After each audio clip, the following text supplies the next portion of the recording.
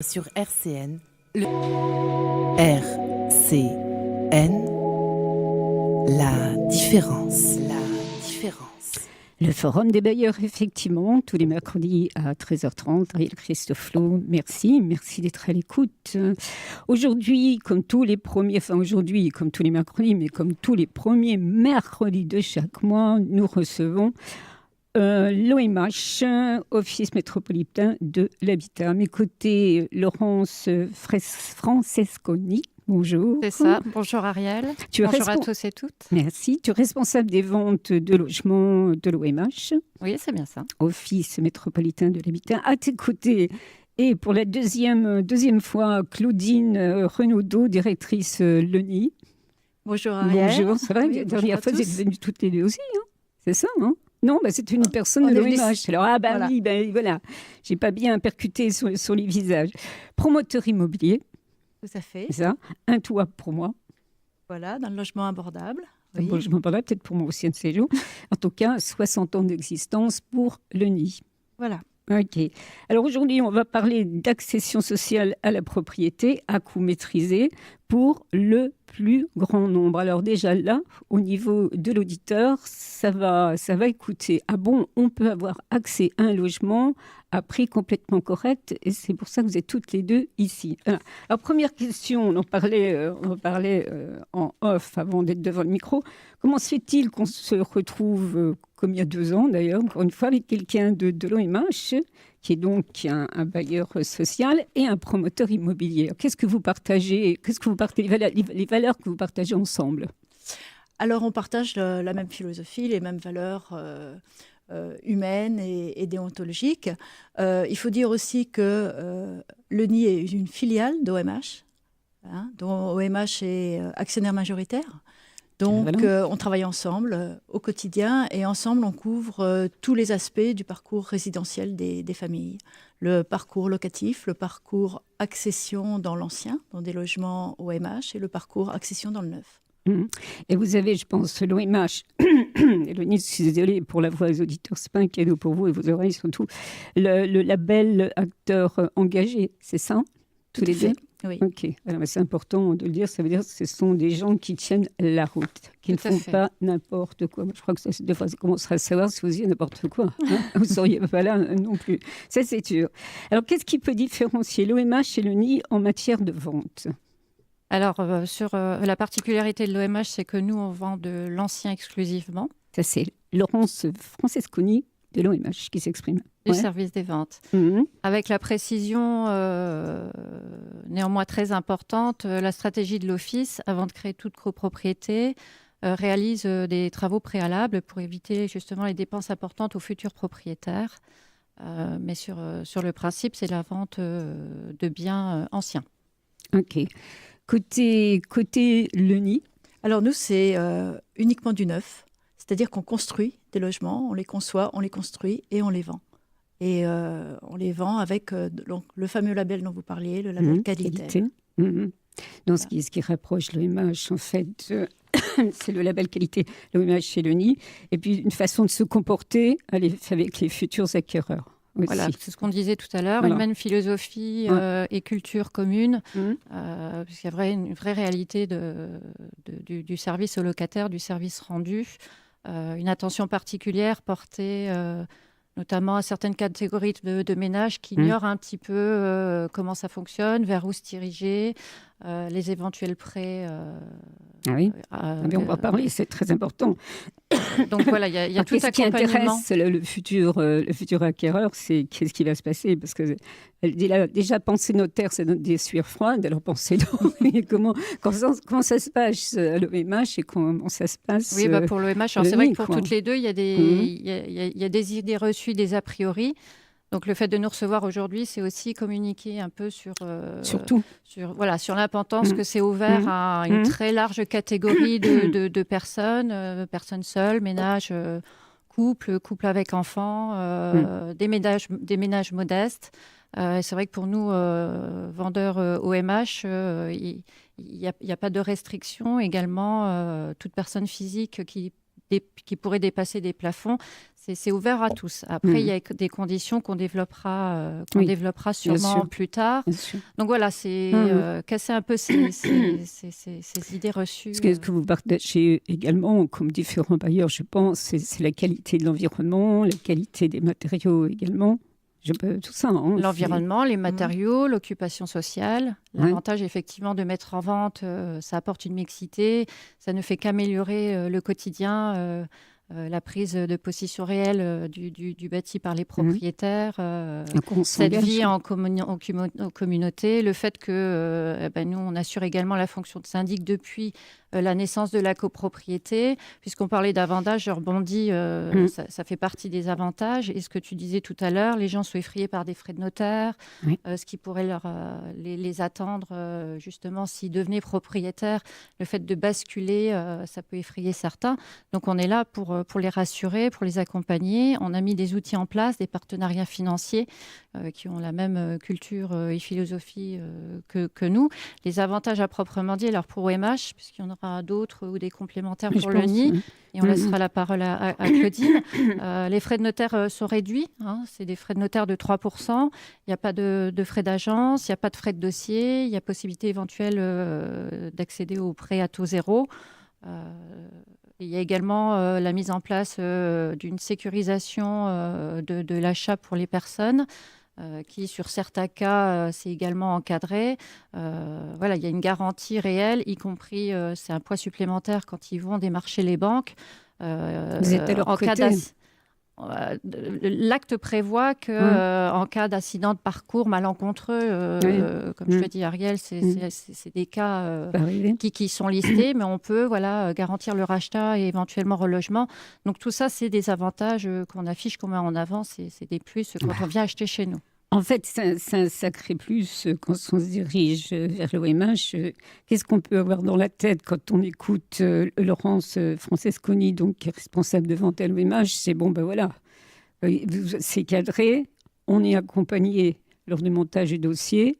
Après, il y a on a des avantages. Il y a des avantages, on reviendra là-dessus. Du côté de le nid, on ne dit pas du nid quand même, le nid. Alors je me souviens, première interview, on était au village Laverny, sur le quartier du Plateau de Haye, quartier du Haut-du-Lièvre. Tout à fait. C'est bon, il y a 2 ans peut-être. Ça, il y a 2 ans. Aujourd'hui, tout est commercialisé. Les acquéreurs ont pris possession de leur logement. D'ailleurs, je viens de vérifier une des mensualités, une des dernières qu'on a eues, c'est-à-dire le prix que doit verser le locataire à sa banque après l'acquisition, donc que doit verser donc l'acquéreur, le nouvel acquéreur, 500 € mensuellement, qui tiennent compte des frais notariés, qui incluent les frais notariés et l'assurance, emprunt, c'est-à-dire que c'est tout compris. Un des gros avantages qu'on présente par rapport à une autre acquisition, que ce soit dans l'ancien ou dans le classique, c'est qu'il n'y a pas de surprise, tout est compris. C'est des prix clés en main. C'est-à-dire que l'acquéreur passe chez le notaire avec des coûts aussi réduits, des frais notariés réduits, puisque c'est dans le neuf, et il n'aura pas de surprise. On l'accompagne aussi, effectivement, dans le montage financier de son opération. On a des partenaires, différents partenaires qui sont rencontrés auparavant, et qui sont très sensibilisés au fait que ce sont en général des personnes qui sont peu habituées à l'acte d'achat. Donc, il faut leur présenter et prendre en main leur dossier aussi. En fait, vous avez la même philosophie de travail, le même souci du social, de l'environnement, OMH, c'est la mission. Sauf des logements neufs, logements anciens. Justement, on va revenir au logement ancien, qu'est-ce que ça veut dire? Ils sont parqués, cheminés. Non, mais c'est pas ça que ça veut dire, justement. Mais merci, on va revenir bien sûr au nid. Mais quand à l'OMH, on veut acheter un appartement, est-ce qu'il faut être déjà locataire en priorité? Après, bien sûr, on peut acheter sans être locataire. Priorité, le locataire, s'il veut acheter son appart, c'est ça? Alors, on peut compléter effectivement la première partie où on disait que c'est finalement abordable à une clientèle très, très, très, très large. Le fait d'être bailleur social, on a quelques petites règles. C'est vrai que la première vente, elle se fait déjà à l'occupant. À partir du moment où le bâtiment rentre dans le périmètre de vente, on va rencontrer toutes les personnes qui sont locataires de ces biens. L'occupant doit occuper le bien depuis au moins 2 ans pour pouvoir prétendre à l'acquisition. Il peut également faire bénéficier à ses ascendants ou descendants. Excuse-moi, pourquoi 2 ans? C'est voir si le locataire est sérieux. C'est la loi, c'est nouveau. Voilà, c'est la loi Elan qui a rajouté cette... Encore une loi qui dit...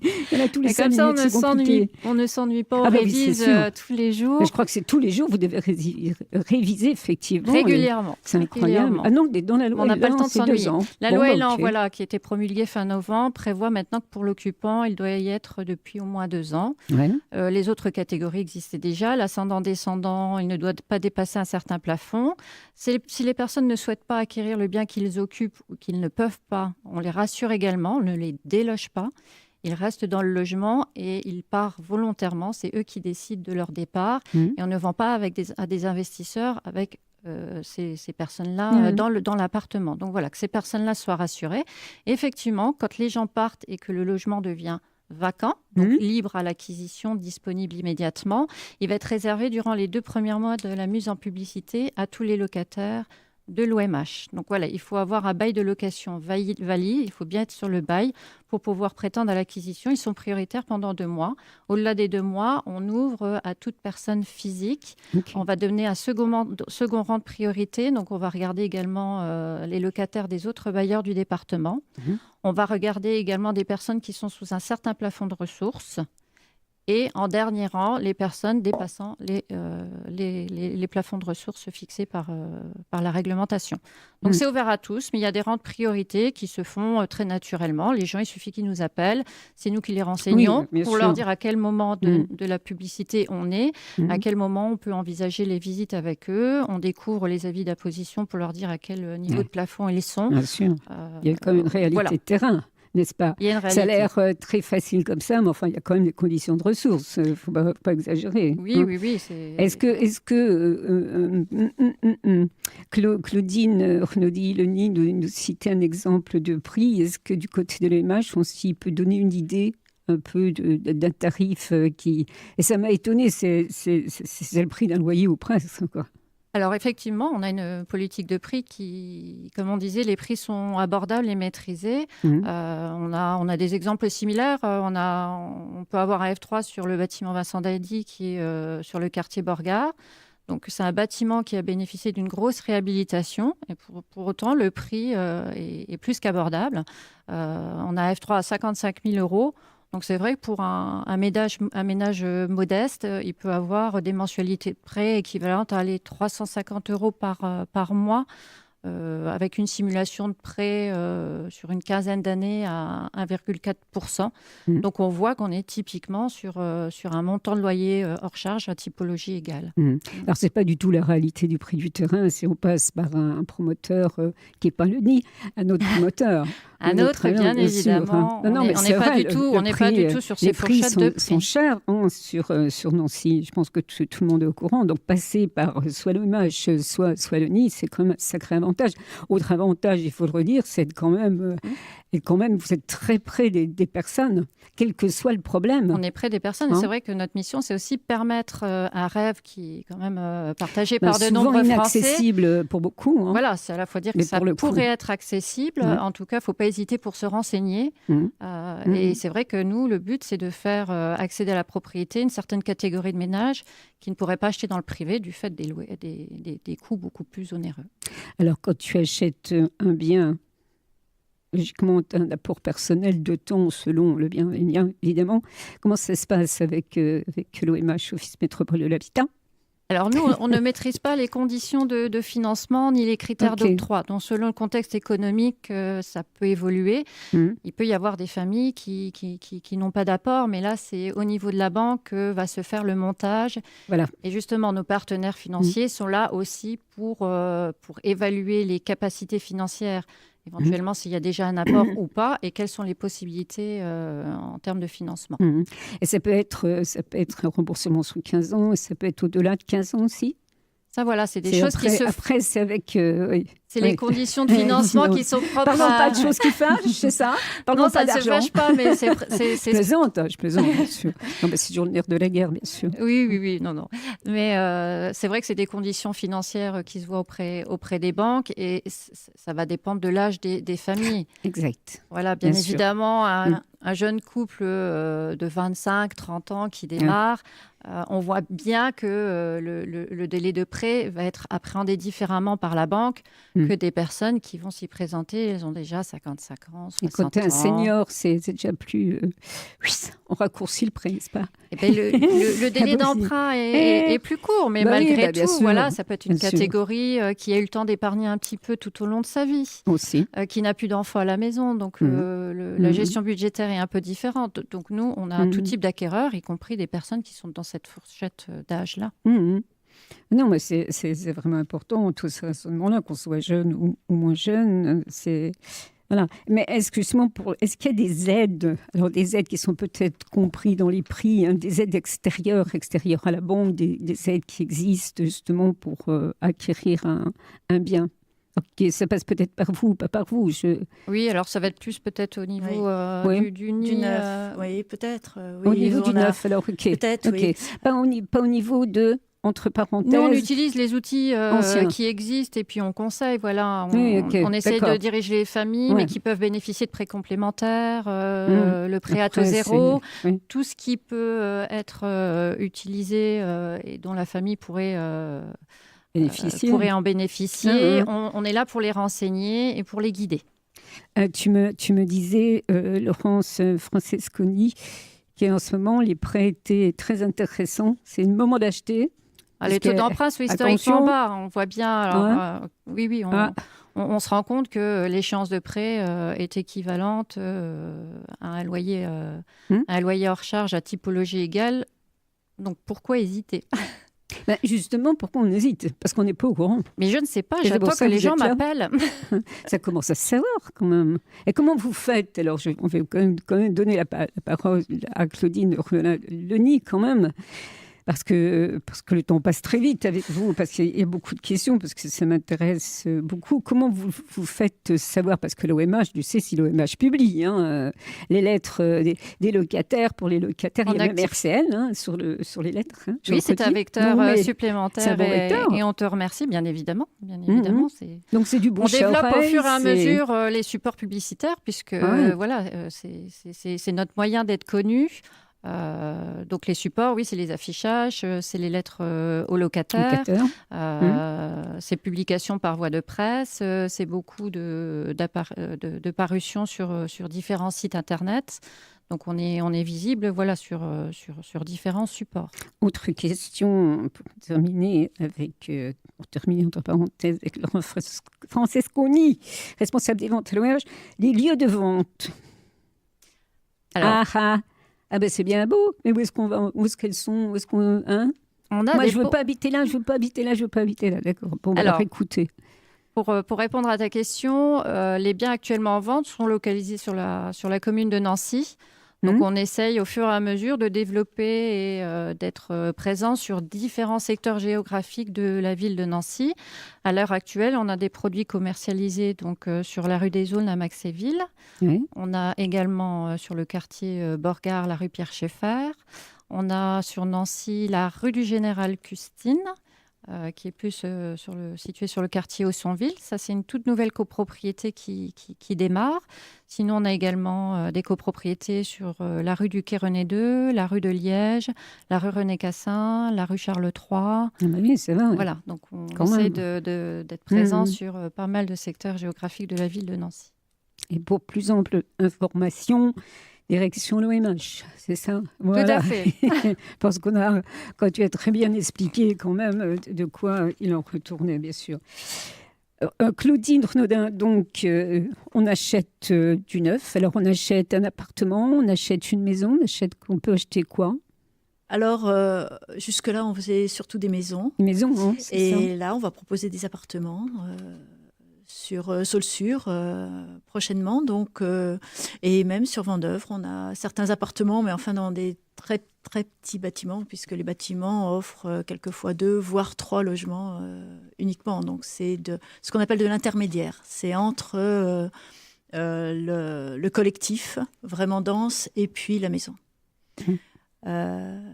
Donc voilà, quand je vous entendais parler d'aide extérieure, alors nous, à l'inverse, on bénéficie de beaucoup d'aides publiques qui nous permettent de maintenir la qualité des logements tout en faisant profiter les futurs propriétaires donc, de ces aides.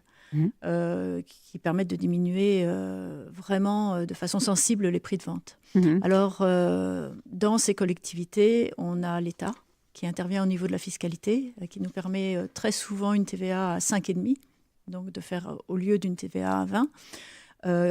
Et puis, on a aussi la métropole du Grand Nancy, faut pas l'oublier. qui nous aide énormément et aide aussi directement les acquéreurs, puisqu'avec des subventions que les acquéreurs touchent directement, les banques considèrent ces subventions comme de l'apport personnel. Et ce qui aide énormément les financements. Les logements peuvent aussi bénéficier, donc les familles, de prêts à taux zéro, qui va en diminuant dans les zones B2 et C, mais c'est encore le cas. Et puis, Action Logement.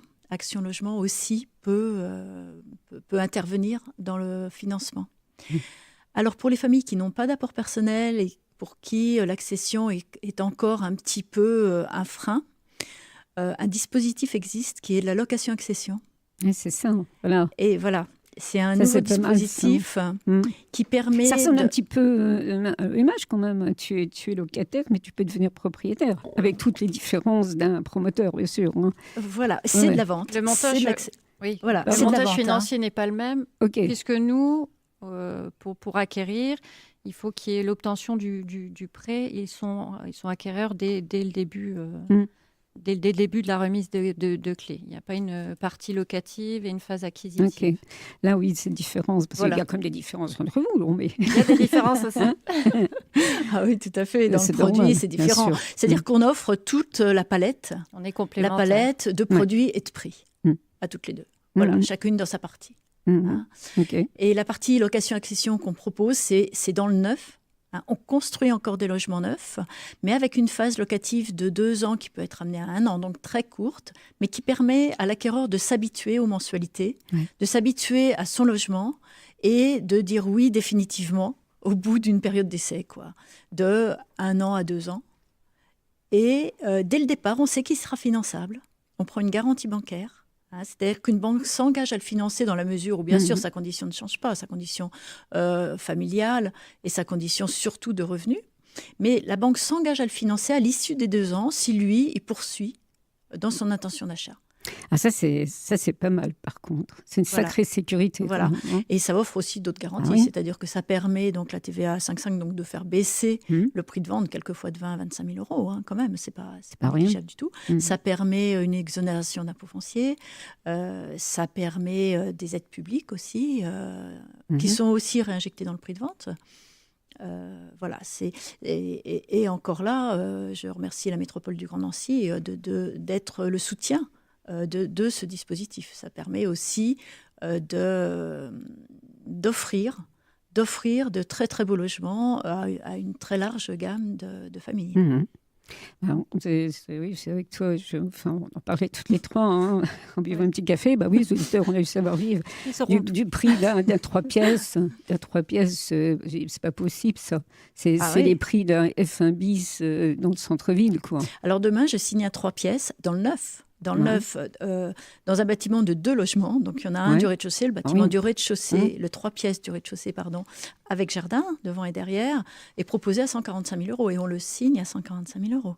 Donc, c'est abordable à un très grand nombre. Absolument. Enfin, oui, absolument. Oui, 150 000, c'est effectivement, mais c'est... Comment dire, c'est abordable, enfin, ça fait combien par mois tout ça? Ça fait dans les 600, 640 euros par mois, tout compris. Non, mais c'est bien compris. Hein. Voilà.